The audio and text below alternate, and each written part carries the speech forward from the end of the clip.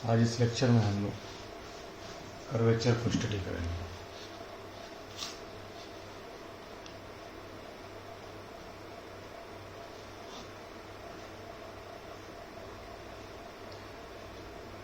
किसी कर्व के कर्वेचर से क्या मतलब है? कर्व तरह तरह के होते हैं। सपोज ये कोई कर्व है,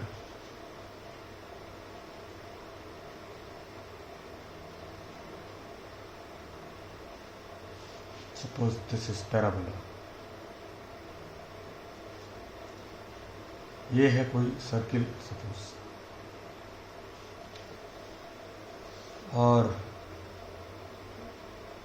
इसी तरीके से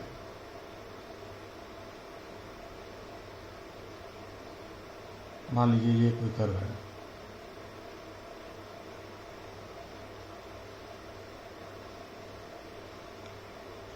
और ये एक स्ट्रेट लाइन है। तो स्ट्रेट लाइन में आप देखेंगे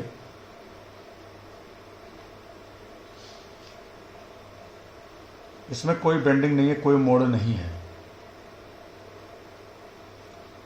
इस कर्व में देखेंगे तो अलग अलग पॉइंट पे मोड़ या बेंडिंग अलग अलग है। अलग अलग से मतलब कहीं कम है, कहीं ज़्यादा है। सर्किल देखिए, ये एक ऐसा कर्व है जिसके हर पॉइंट पर बेंडिंग या मोड़ एक समान है, यूनिफॉर्म है। यहाँ पर देखिए, यहाँ पर भी इस पैराबोला में आप देख सकते हैं इसकी bending point two point differ करेगी, कहीं कम होगी, कहीं ज़्यादा होगी। तो ये जो कर्व्स हैं इनकी बेंडिंग्स अलग अलग है, और किसी कर्व की जो बेंडिंग है उसको मेजर करना ही कर्वेचर है। यानी कर्वेचर को फाइंड आउट करके, कर्वेचर पता करके उसकी बेंडिंग की मात्रा को पता करते हैं, कितनी बेंडिंग है, किस पॉइंट पे कितनी बेंडिंग है। तो जाहिर सी बात है कि कर्व पे डिपेंड करेगा कि उसका कर्वेचर क्या है। स्ट्रेट लाइन में कोई कर्वेचर नहीं है, कोई मोड़ नहीं है। तो स्ट्रेट लाइन का जो कर्वेचर है या बेंडिंग जो है, कर्वेचर बेंडिंग का मेजरमेंट है।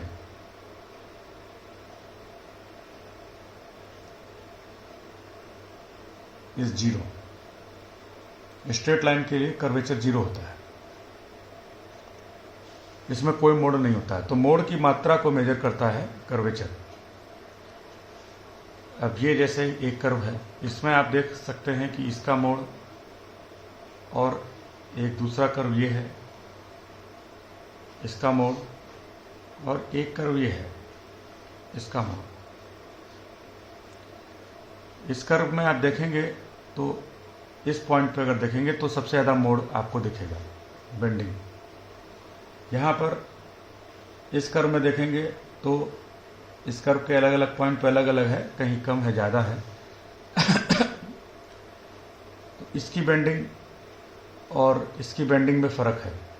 इसी तरीके से इसकी बेंडिंग देखेंगे कर्व वन की, तो देखेंगे इसकी बेंडिंग इनकी अपेक्षा कम है, 1, 2 और 3 की अपेक्षा 1 में बेंडिंग या मोड़ कम है। और आप ये ले लीजिए स्ट्रेट लाइन, तो यहाँ पे आप देखेंगे कि इसकी बेंडिंग बिल्कुल ज़ीरो है, सपोज इसकी।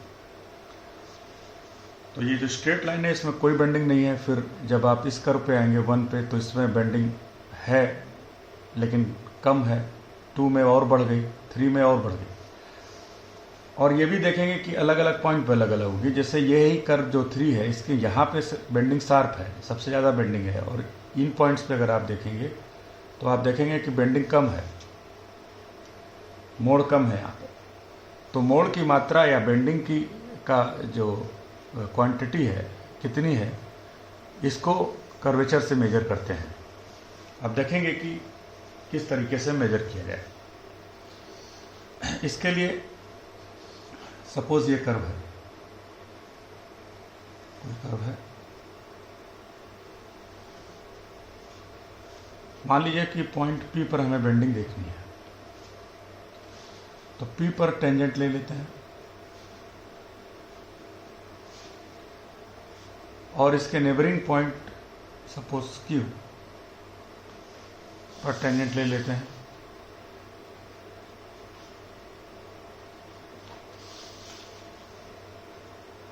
इन दोनों टेंजेंट के बीच जो एंगल होगा डेल्टा साई, ये क्या होगा, मान लीजिए कि अगर हम ये एक्स एक्सिस लेते हैं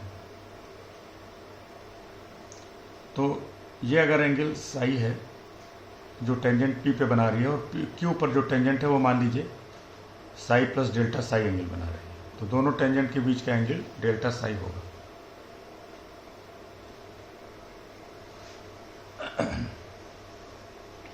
ये जो एंगल है ये महत्वपूर्ण है बेंडिंग को मेजर करने में। आप देख सकते हैं कि अगर इस कर्व में और ज़्यादा बेंडिंग होती पॉइंट P पे, यानी और जल्दी ये शार्पली मुड़ गया होता, बेंड कर गया होता, तो ये जो पॉइंट Q है वो कहीं यहाँ अलग मिलता। अगर ये बेंडिंग कुछ इस तरीके से कहीं यहाँ मिलता तो यहाँ पे जो टेंजेंट होती वो ऐसे आती और ये एंगल बढ़ जाता, तो दोनों टेंजेंट के बीच में ज़्यादा एंगल बनता। तो बेंडिंग जितनी शार्प होगी, यानी जितनी ज़्यादा होगी किसी पॉइंट पर, वहाँ पे एंगल उतना ज़्यादा बन जाएगा। और अगर बेंडिंग कम है तो फ्लैटनेस होगी, तो टेंजेंट के बीच में एंगल कम बनेगा। और अगर मान लीजिए यही स्ट्रेट लाइन होता तो P और Q एक ही लाइन पे होते, वहाँ पे टेंजेंट के बीच कोई एंगल नहीं बनता, P और Q में दोनों सेम हो जाते। तो ये जो एंगल है ये बेंडिंग की मात्रा को मेजर करता है और इसको कहते हैं एंगल ऑफ कंटिंजेंस। दिस एंगल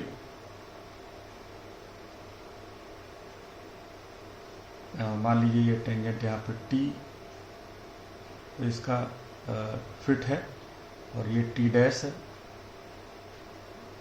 और ये मान लीजिए जहाँ इंटरसेक्ट करते हुए पॉइंट R है, तो angle T dash is called, ये angle delta psi is equal to this is called angle of contingence, angle of contingence of arc PQ। इस आर्क का एंगल ऑफ कंटिंजेंस है, तो इस आर्क की ये बेंडिंग को मेजर कर रहा है। अब जाहिर सी बात है ये पॉइंट Q अगर हम थोड़ा और आगे लेंगे तो फिर ये एंगल भी बदल जाएगा, तो पॉइंट Q चेंज होने से ये एंगल बदल जाएगा, एंगल ऑफ कंटिंजेंस बदल जाएगा। तो क्या पॉइंट P पे फिर बेंडिंग भी बदल गई? अगर पॉइंट Q हम इस आर्क पे यहाँ लें या यहाँ लें या कहीं और लें तो अकॉर्डिंगली एंगल बदल जाएगा। तो क्या बेंडिंग भी बदल गई? बेंडिंग तो नहीं बदली, कर्व तो वही है, P पर मोड़ भी जो पहले था वही है। Q के बदल जाने से ये एंगल अगर बदल रहा है तो इसका मतलब ये एंगल बेंडिंग को मेजर करने में सहायक तो है, लेकिन यही एकमात्र फैक्टर है जो बेंडिंग को मेजर करेगा, ये ठीक नहीं है। बेंडिंग इस पर निर्भर करेगी लेकिन इसी पर निर्भर करेगी केवल, ये ठीक नहीं है।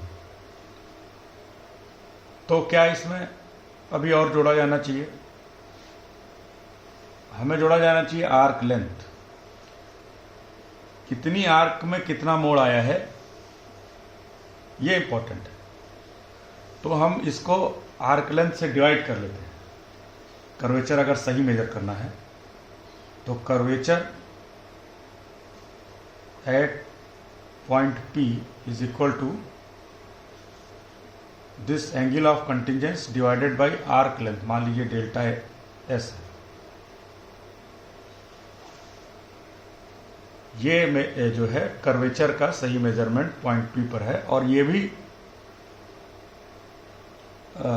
हमें ध्यान रखना होगा कि ये लिमिटिंग केस में अगर पॉइंट पी पे ही अगर आपको लेना है, कर्वेचर पता करना है, तो ये लिमिट लेना जरूरी है कि limit Q tending to P, यानी ज़्यादा दूर नहीं रहेंगे, इससे करीब ही रहेंगे। ज़्यादा दूर होने में बहुत कुछ चेंज आ जाता है। मान लीजिए ये कर्व है, अब आप इस पॉइंट पे अगर मेजर कर रहे हैं पी पर, और क्यू आप यहाँ लेंगे तो बेंडिंग कुछ आपको मिलेगी, और यहाँ ले लेंगे तो बेंडिंग कुछ मिलेगी। इतनी शार्प चेंज हो रहा है बेंडिंग में, तो ये पॉइंट क्यू जो है वो बिल्कुल करीब होना चाहिए पी पे, या तो इसी के लिए लिमिट लेते हैं हम क्यू टेंडिंग टू पी। और ये आप जानते हैं कि फिर ये डेरिवेटिव हो जाएगा। तो curvature of this curve at point P is this, P पर ये कर्वेचर है।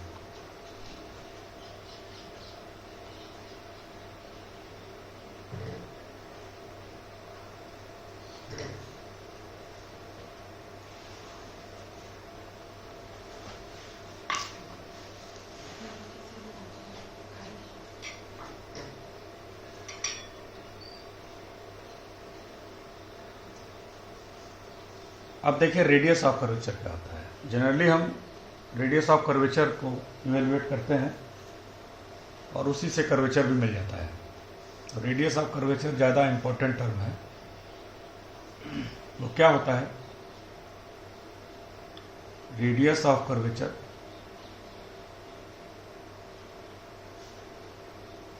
एट पॉइंट पी, ये सभी कर्व के लिए अलग अलग होगा। इस रेसिप्रोकल ऑफ कर्वेचर, यानी 1 कर्वेचर। 1 कर्वेचर से मतलब 1 d s by D psi, sorry d psi by d s, इस d s by D psi. तो रेडियस ऑफ कर्वेचर ये होगा। रेडियस ऑफ कर्वेचर को हम डिनोट करते हैं रो से। Rho is equal to d s by D psi. This is called the radius of curvature. Curvature क्या होगा?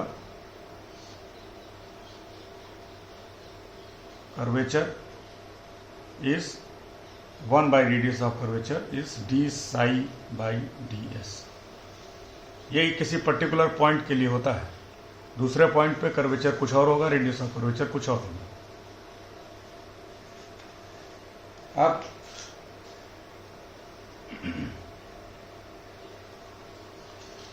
रेडियस ऑफ कर्वेचर को मेजर करने का एक और तरीका है, वो देख लीजिए।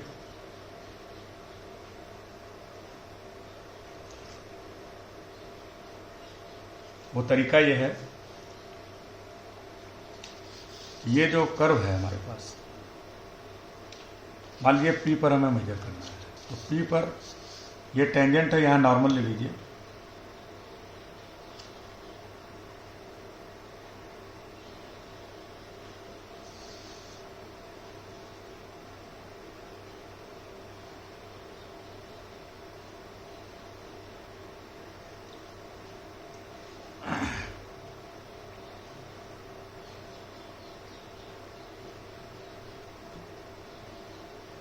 ये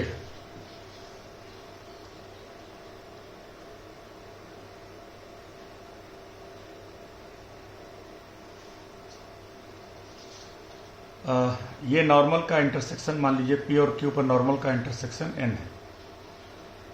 जब क्यू पी के टेंड करेगा तो टेंजेंट भी बदलेगी और नॉर्मल भी बदलेगा। जैसे जैसे करीब आएंगे पी के, वैसे वैसे ये नॉर्मल आगे ऐसे बढ़ता जाएगा और पॉइंट ऑफ इंटरसेक्शन आगे बढ़ेगा। लिमिटिंग केस में जब क्यू पी को टेंड करेगा, मान लीजिए कि एन की लिमिट सी है, यहाँ पहुँच जाता है, तो P C is the radius of curvature, है ना। ये नॉर्मल से, ये ध्यान रखिए। तो P C is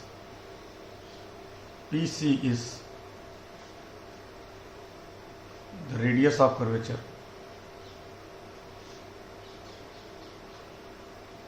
PC is the radius of curvature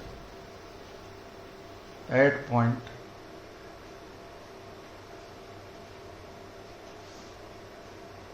is what is the Pn limit Q tending to P, that is PC. Pn की limit PC है, तो PC is called the radius of curvature at point P and C is called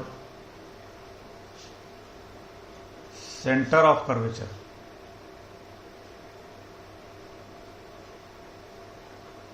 at point P on the curve. Curve के point P पर C centre of curvature कहलाएगा। और C कैसे define होगा? P और Q पर normal के point of intersection की जो लिमिट हुई वो सेंटर ऑफ कर्वेचर कहलाएगा। और सपोज ये P है और ये C है,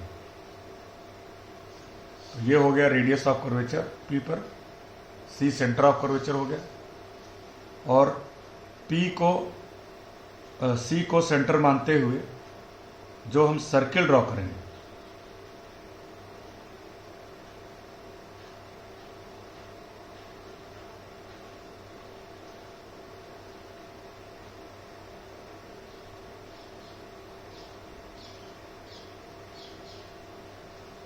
is called center of circle of curvature. Circle with center C, radius PC is called circle of curvature. Is called circle of curvature.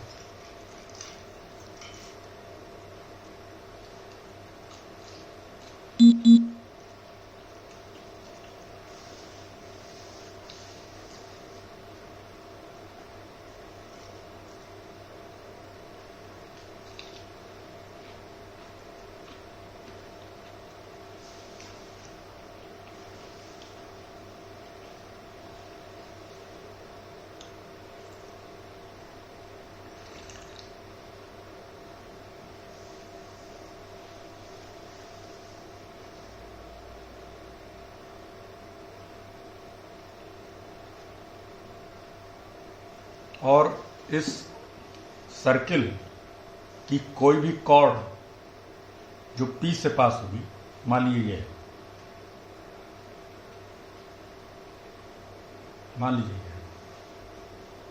P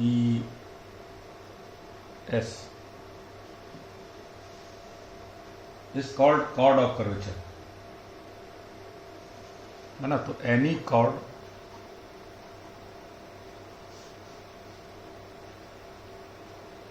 of circle through point P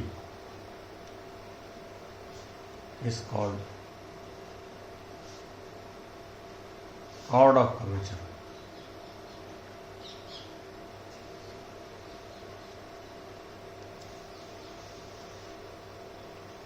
तो हर point पर, curve के हर point पर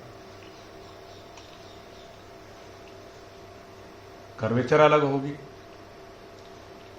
centre of curvature अलग हो जाएगा, circle of curvature अलग हो जाएगा। तो ये सब कर्व के किसी पर्टिकुलर पॉइंट के लिए प्रॉपर्टीज हैं। पॉइंट दूसरा लेंगे तो वहां पर ये सब चीजें बदल जाएंगी।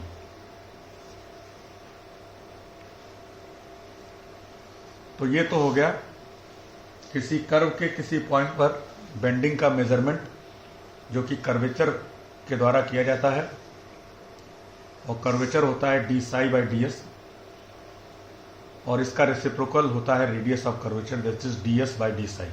S is the arc length and Sai is the angle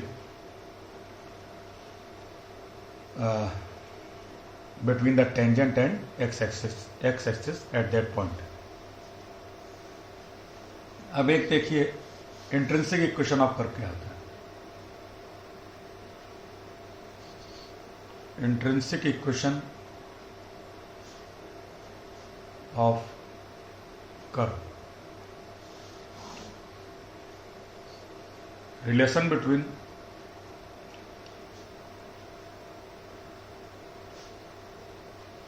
S and psi is called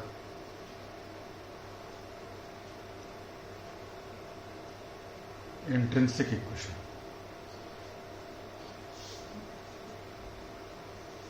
माने कि अगर कर्व पे कोई फिक्स पॉइंट ले लें, सपोज O, और यहाँ से किसी पॉइंट की आर्क लेंथ मेजर करें, मान लीजिए S है, और यहाँ पर P पर जो टेंजेंट है वो x एक्सिस से अगर साई एंगल बनाए,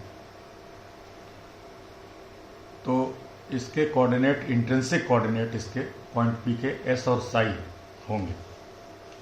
S और साई इंट्रिंसिक कोऑर्डिनेट होंगे जो कि कर्व पर किसी फिक्स पॉइंट से आर्क लेंथ को मेजर करेगा S, और साई वहाँ पर टेंजेंट जो x एक्सिस से एंगल बनाता है वो है. जाहिर सी बात है किसी दूसरे पॉइंट पे जाएंगे तो S बदल जाएगा, साई बदल जाएगा. तो किसी दिए हुए कर्व के लिए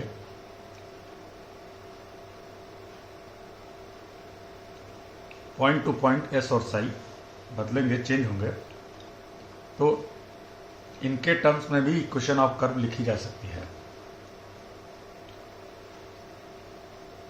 और इनके टर्म्स में जो कर्व की इक्वेशन मिलेगी that is called the intrinsic equation of curve. So मान लीजिए ये है S is equal to F psi. Relation between S and psi, arc length and angle of the tangent with x axis is called intrinsic equation of curve.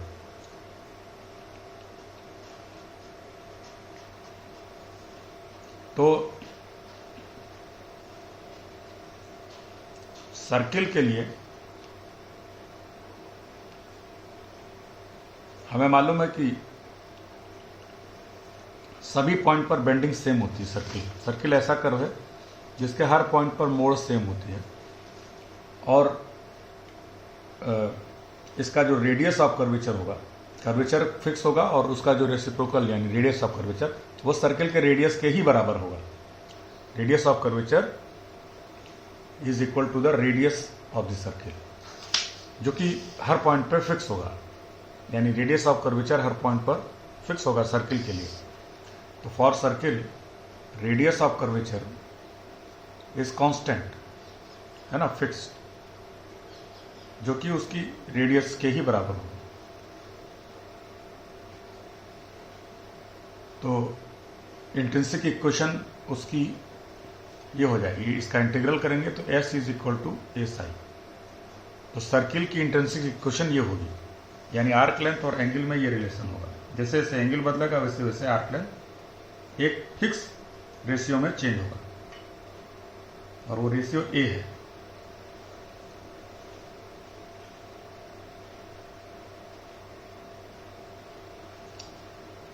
इसी तरीके से एक और curve है साइक्लॉइड. साइक्लॉइड ये कर्व है, इसको circle ना समझ लीजिएगा. सर्किल से अलग इसका इक्वेशन होता है और सर्किल से अलग इसकी कर्व होती है.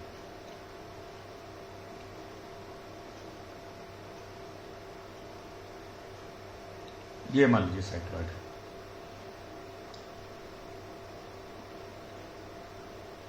तो इसका जो इंट्रिंसिक इक्वेशन होता है, अगर यहाँ से हम आर्क लेंथ मेजर करें किसी पॉइंट की, ये S है, और यहाँ जो टेंजेंट होगी वो साई एंगल अगर बनाए, तो किसी पॉइंट के जो कोऑर्डिनेट है मान लीजिए एस कॉमा साई है, तो इसकी जो इक्वेशन होती है intrinsic, S is equal to 4a sine psi. This is the intrinsic equation of cycloid, और इसका कर्वेचर किसी पॉइंट पर क्या होगा, ds by D psi is equal to 4a cos psi. ये इंपॉर्टेंट कर्व है।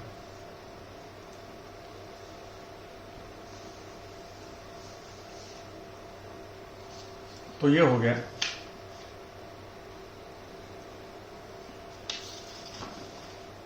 साइक्लॉइड। अब देखिए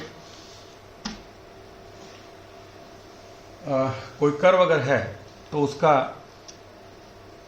कर्वेचर कैसे निकालेंगे, मैथमेटिकली कैसे निकालेंगे। ये सब तो थ्योरी हो गई कि कर्वेचर क्या होता है, रेडियस ऑफ कर्वेचर क्या होता है, निकाला कैसे जाएगा। तो जो कुछ भी अभी बताया गया आपको उस हिसाब से, तो अगर इंट्रिंसिक इक्वेशन हमको कर्व की मालूम हो तो रेडियस ऑफ कर्वेचर निकालना बड़ा आसान।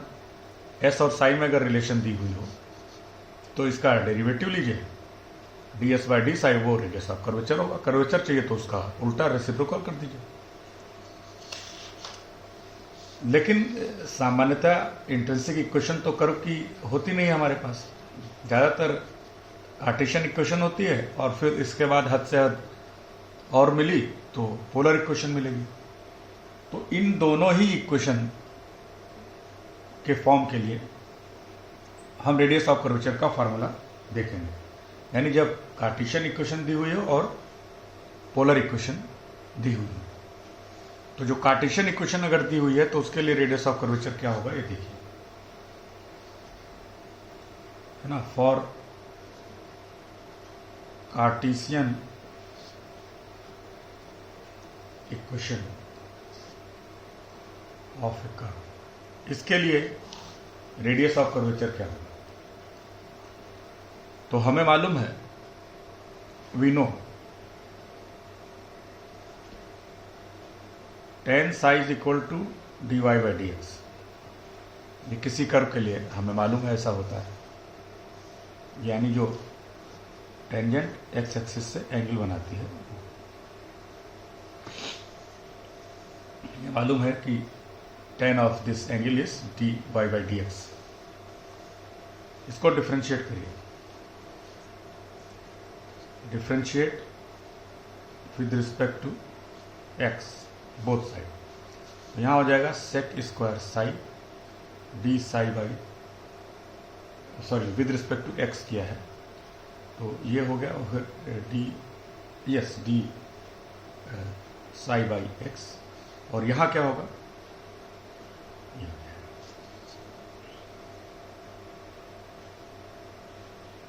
इसको हम ऐसे लिखते हैं 1 प्लस tan स्क्वायर साई और D psi by d s by D x.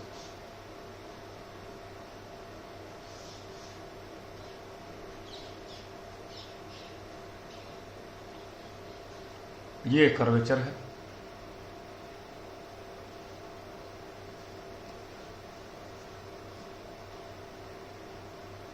तो ये हो गया divided by 1 plus tan square Sai और साथ में D s by d s. ये क्या चीज़ है, इसको अगर आप देखेंगे तो 1 plus tan square psi is y dash, मतलब d y by D x square. ये हो गया। और d s by D x आप जानते हैं under root 1 plus d y by D x square, ये भी हम देख चुके हैं।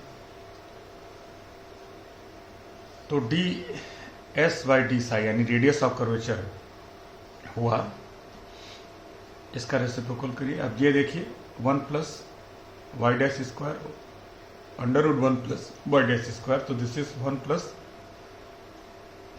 dy/dx² power 3/2।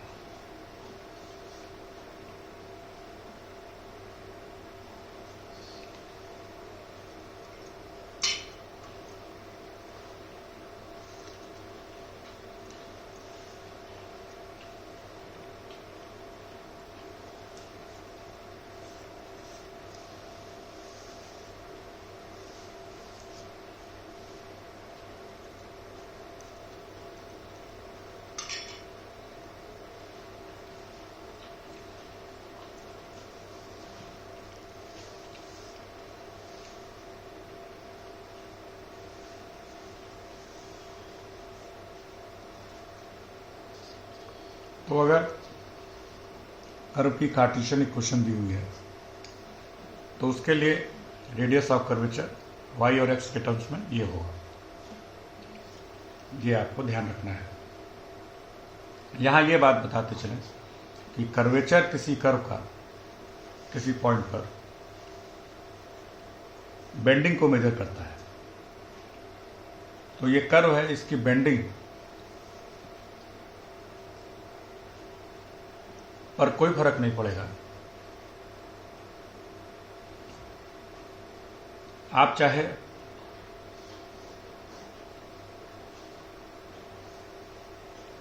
ये जो एक्सिस है इनको ये रखिए या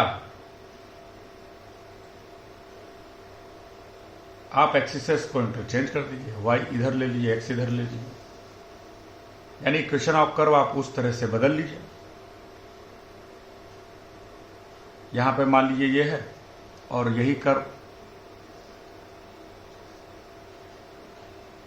की इक्वेशन जो भी बने, अगर आप इधर y एक्सिस और इधर x एक्सिस ले लीजिए, जो भी बने, कर्व की इक्वेशन कुछ भी बन सकती है, अकॉर्डिंगली चेंज हो सकती है, लेकिन कर्व चेंज नहीं होगा।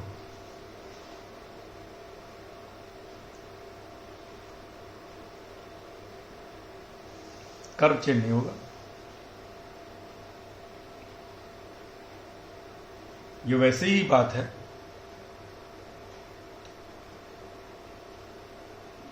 जैसे आप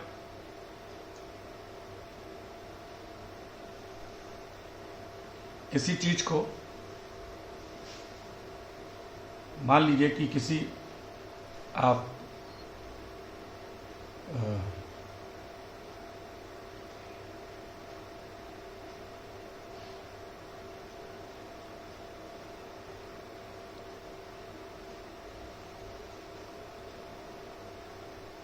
कोई भी चीज है, मान लीजिए कि सपोज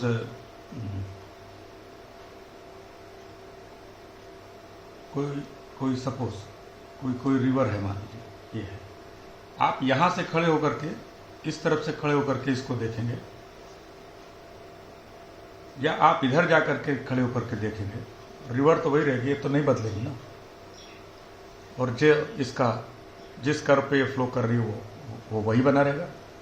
आप का व्यू बदल सकता है। आप इधर से देखेंगे तो ये ऐसे दिखेगी, इधर से जाके देखेंगे तो आपको ये ऐसे देखेगी, इधर से देखेंगे तो आपको लगेगा कि ये उभरा हुआ है और ये अंदर की तरफ है। इधर जाके देखेंगे तो ये अंदर की तरफ ये उभरा दिखेगा, लेकिन कर्व वही है और बेंडिंग हर पॉइंट पर वही है, कर्वेचर वही है, रेडियस ऑफ कर्वेचर ये तो नहीं बदलेगा। एक्स और वाई एक्सिस बदल देने से कर्वेचर तो नहीं बदलेगा। तो ये हम फार्मूला ऐसे भी लिख सकते हैं, dx/dy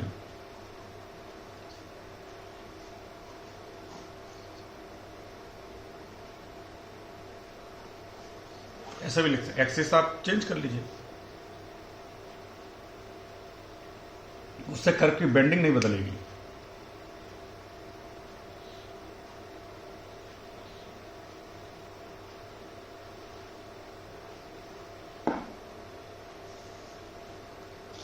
तो कार्टेशियन कर्व के लिए, कार्टेशियन इक्वेशन ऑफ कर्व के लिए ये रेडियस ऑफ कर्वेचर का फार्मूला हो जाएगा।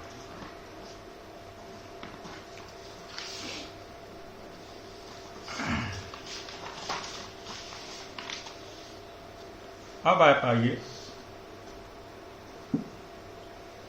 अब कार्टेशियन इक्वेशन भी तरह तरह के फॉर्म में होती हैं कर्व की, है ना।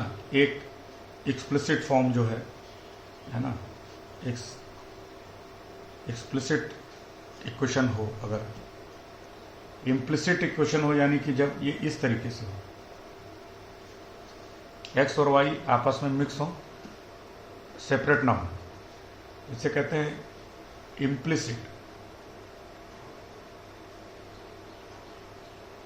Implicit equation.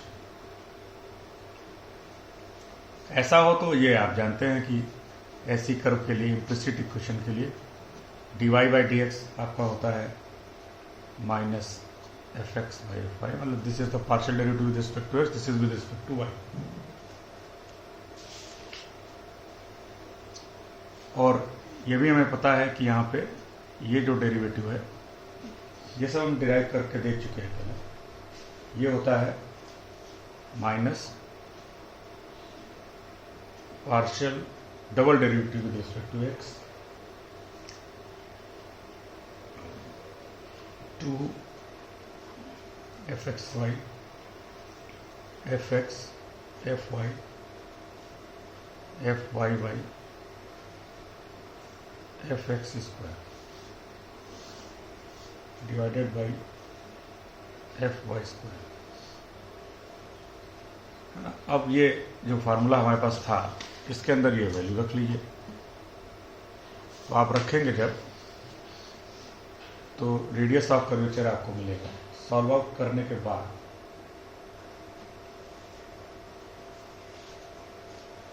यहां पर जो भी वैल्यू दे,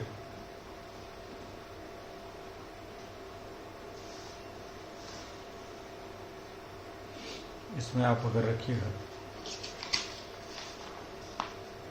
तो 1 प्लस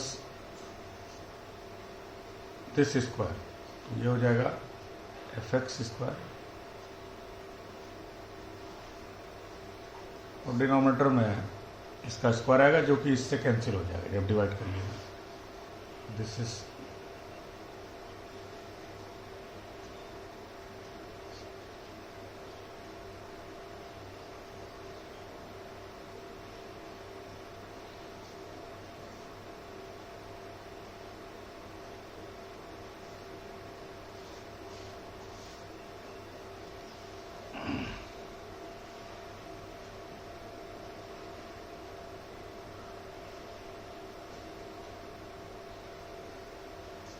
ये माइनस साइन इसका बना रहेगा। इसमें अगर आप ले जाएंगे तो ये अकॉर्डिंगली चेंज हो जाएगा।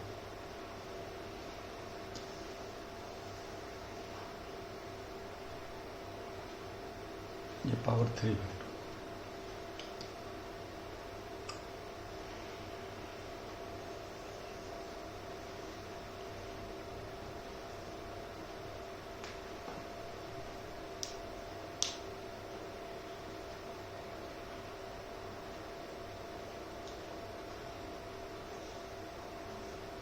माइनस साइन जो रहेगा इसमें, अब इसको आप देखिए, लगाइए या ना लगाइए, इससे कोई फर्क नहीं, क्योंकि जो रेडियस ऑफ कर्वेचर हम निकालेंगे या कर्वेचर, वो एक पॉजिटिव वैल्यू देना चाहिए उसको। पॉजिटिव वैल्यू हम उसकी लेंगे, नेगेटिव आएगी तो उसका कोई फर्क नहीं है। मान लिए कि रेडियस ऑफ कर्वेचर आया -3, तो आप उसे 3 लेंगे, है ना। ये उसी तरीके से है जैसे कहीं पे सर्किल ये रेडियस -3 आ गया, इसका कोई मतलब नहीं। तो ये एक्चुअली हम मॉड लेते हैं इसका, जो भी हो पॉजिटिव नेगेटिव से पॉजिटिव ही कर लेंगे, ठीक है। तो इसको आप नहीं लगाएंगे तो कोई प्रॉब्लम नहीं है, क्योंकि रेडियस ऑफ कर्वेचर जो है हमेशा पॉजिटिव वैल्यू लेंगे हम, एब्सोल्यूट वैल्यू लेंगे जो भी आएगी, है ना। तो आप इसको ऐसे रखिए। तो ये इम्प्लिसिट इक्वेशन के लिए हो गया।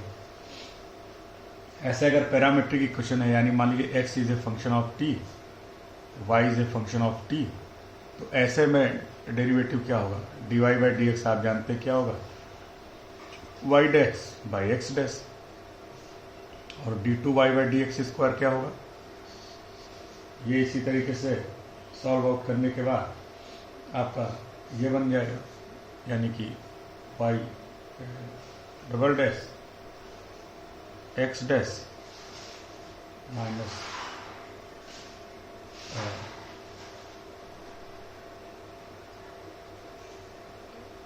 Y dash X double dash divided by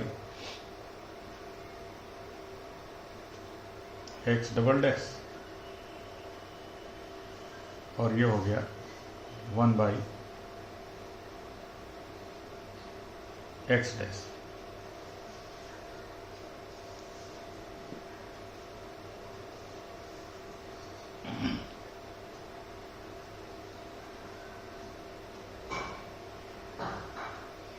और फिर ये फार्मूला, इस फार्मूले को आप फिर से यूज करिए।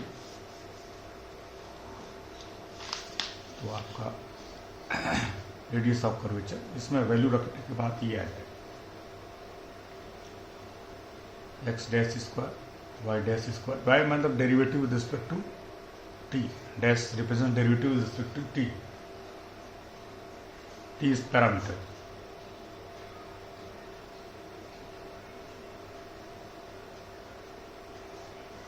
ये हो गया।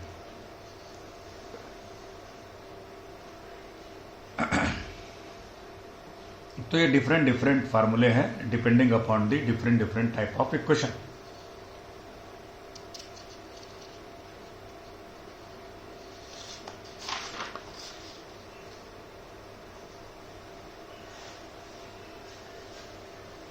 अब हम कुछ सवाल देख लेते हैं।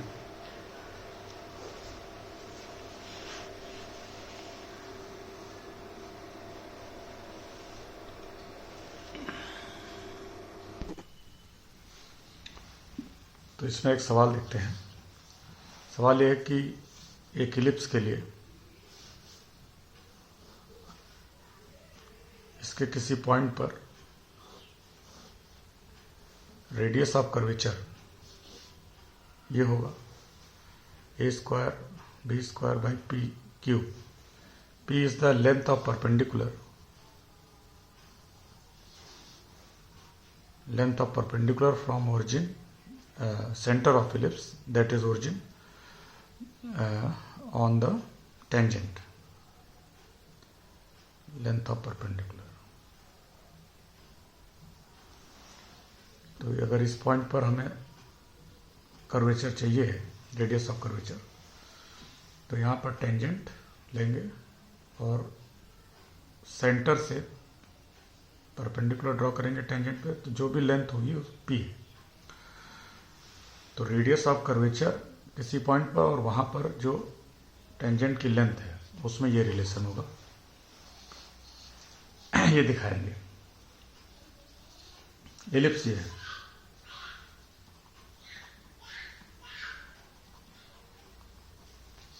इसको डिफरेंशिएट करिए with respect to x.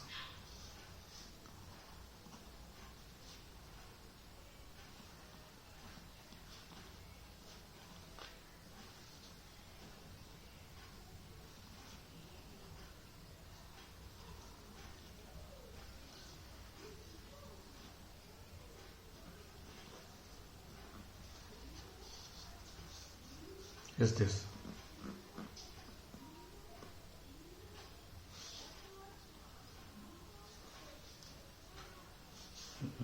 equation of tangent at any point is y minus y, y dash x minus x। ये जानते हैं लेंथ ऑफ परपेंडिकुलर की इक्वेशन होती है, और इसमें इसको रखिए।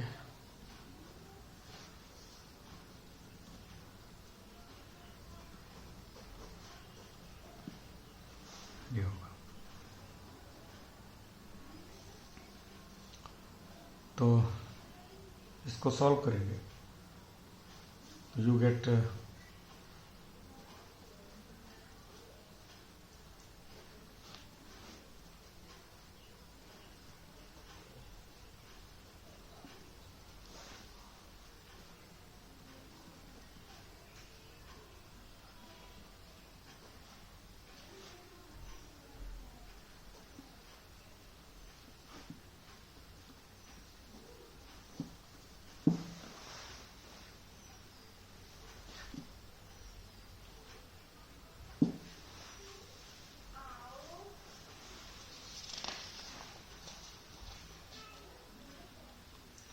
और इस टेंजेंट पर आप परपेंडिकुलर ड्रॉ करेंगे तो आपको मिलेगा length of perpendicular on the tangent is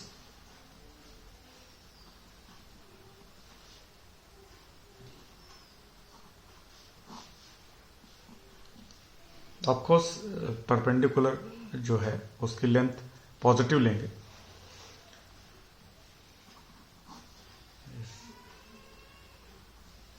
this is the length of perpendicular.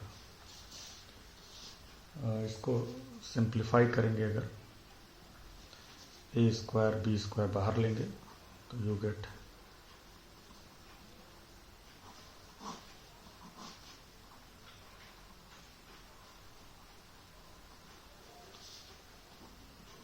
ये 1 हो जाएगा इलिप्स के लिए।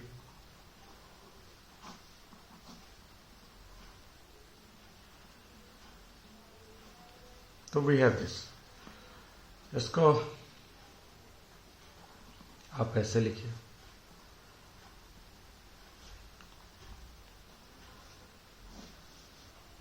स्क्वायर करेंगे अगर तो ये मिलेगा।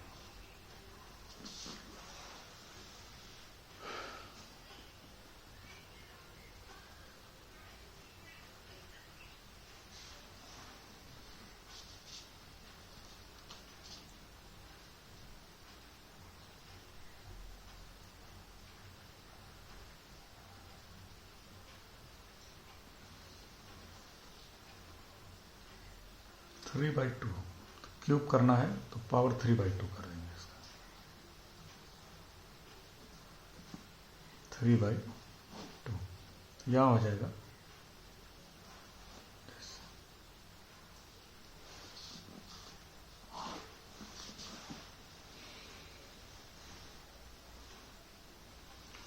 अब ये तो हो गया length of perpendicular. Radius of curvature होता है,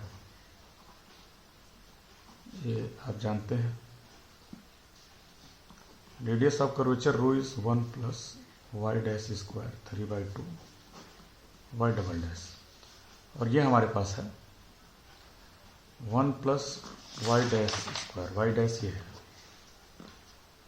है ना, और वाई डबल डैश यहीं से हम निकाल लेते हैं, Y double dash is minus B square by A square Y square Y minus X Y dash, ये हो जाएगा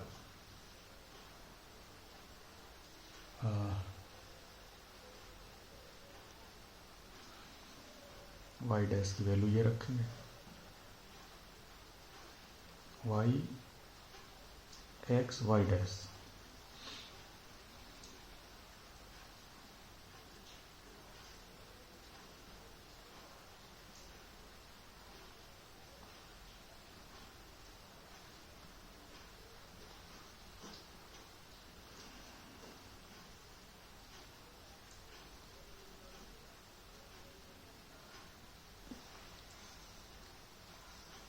Y minus X X Y dash, तो ये हो जाएगा ए स्क्वायर वाई स्क्वायर, तो ये माइनस है तो यहाँ प्लस हो जाएगा, प्लस हो जाएगा ये बी स्क्वायर एक्स स्क्वायर, और ये हो जाएगा ए स्क्वायर वाई क्यूब।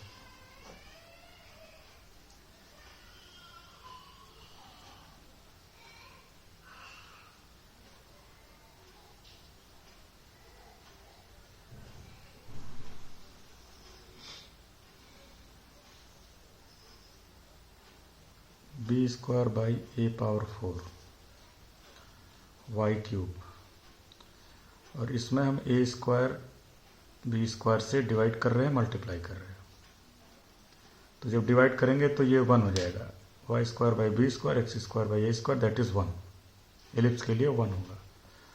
और ये थोड़ा सा सिंप्लीफाई और करेंगे तो आपको मिलेगा माइनस बी पावर 4 ए स्क्वायर वाई क्यूब, ये मिल जाएगा।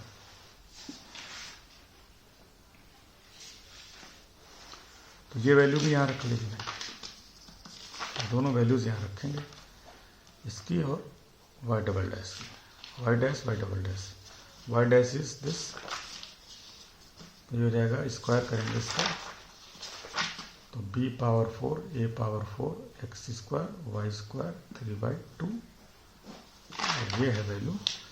फिर जैसा कि बताया कि हमें रेडियस ऑफ कर्वेचर पॉजिटिव चाहिए रहता, तो नेगेटिव साइन को कोई मतलब नहीं है, इसको मॉड लेकर के हटा दीजिए।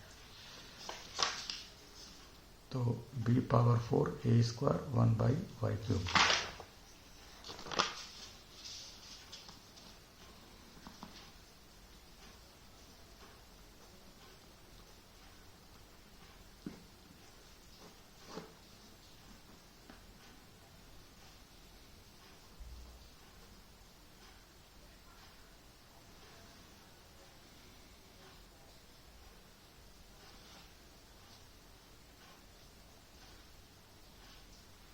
And a square Y cube, तो ये तो कैंसिल हो जाएगा, ये स्क्वायर इससे कैंसिल हो जाएगा, तो यहाँ पे आपको मिलेगा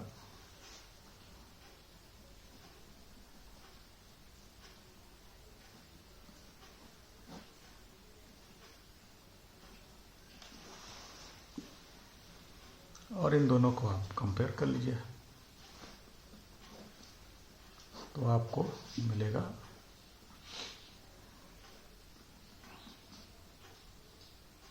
ये पावर 3/2 था,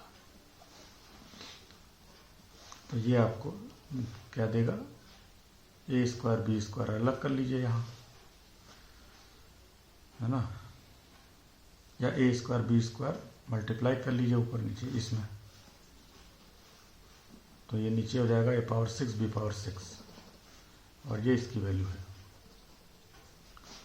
तो we have radius of curvature is equal to a square b square by p cube, तो ये रिजल्ट आपका हो गया। तो इसमें कुछ सवाल आप लोग लगा लीजिएगा, और हम आगे देखेंगे radius of curvature for polar equation of curve.